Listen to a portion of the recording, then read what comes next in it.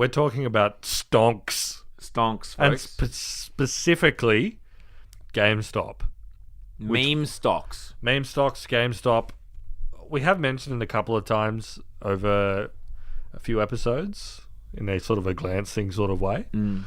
But obviously the big GameStop surge predated down round. So we haven't really had the chance to talk about it, even though it's right in our area. Yeah, so for those of you who are not across it, we're going to do a background and then maybe we'll get into some, we'll build on it. Yeah, there's some stuff has happened over the past couple of weeks, which has put it back in the headlines. Yeah. Someone in our Discord suggested we should do it, but we were way ahead of you, buddy. We were already thinking about it because it's a great excuse for us to go through the whole saga because it says a little something about society. Yeah, absolutely. And pathos. Pathos? I don't know what that means, but I feel like evidently. it surely has something to do with this. No, I don't think so. Yeah, no, we're talking about that. So we'll start at the beginning. There are some of you that are probably really well versed in what happened with GameStop. I thought you were going to go back to like the Dutch East India Company and like buying shares in an enterprise. Let's go back. The first joint stock company, the Dutch East India Company, heading out to the Orient to acquire spices. You could buy a piece of paper, folks, that entitled you to a percentage of the returns. Exactly.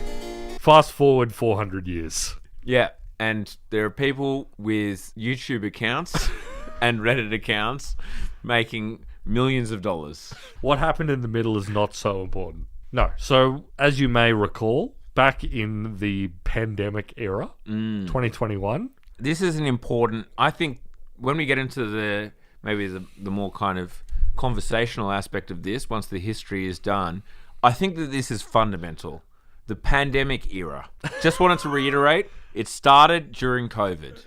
Yeah, and as many of you probably know, all sorts of wacky stuff happened during COVID. I mean, that's my hypothesis. I have literally blanked out everything that happened during lockdown. Yeah, I cannot remember a single thing that I did. I don't want to think about it. I gamed. I played Ghost of Tsushima on the PS4. But apart from that, I'm just drawing a complete blank about what happened. And probably for the best. I think so. No one was doing anything of interest. Yeah, but some people want to go back, and that's why we're here talking about this. Yeah. So, the central player of this story, who came up again recently, this is the reason why it's in the news again, is a gentleman by the name of Keith Gill, who operated under a few pseudonyms, RoaringKitty being one of them, and the other one being Deep Fucking Value. Basically came out with a hypothesis, and he was like a live streamer who was talking about stocks, as many of them do exist. They sit on stream and they talk about the stuff they're investing in and their theses and whatever. Some of them more rigorous than others, I would argue.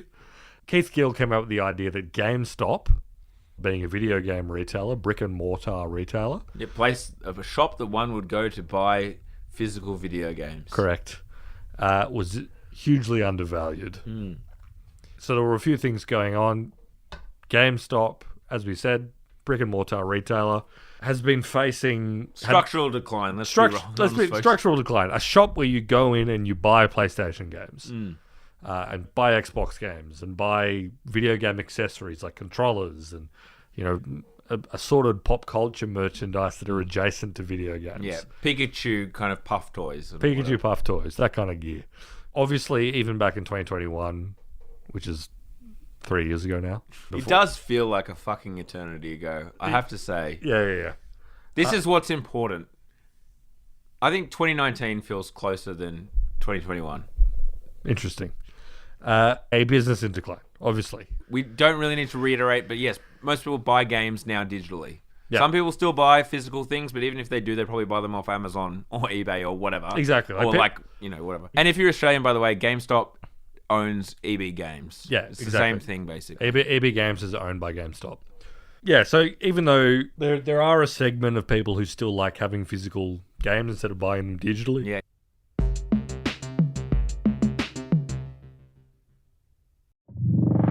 If you're listening to this, did you know there's another world out there where you get a second episode of Down Round a week?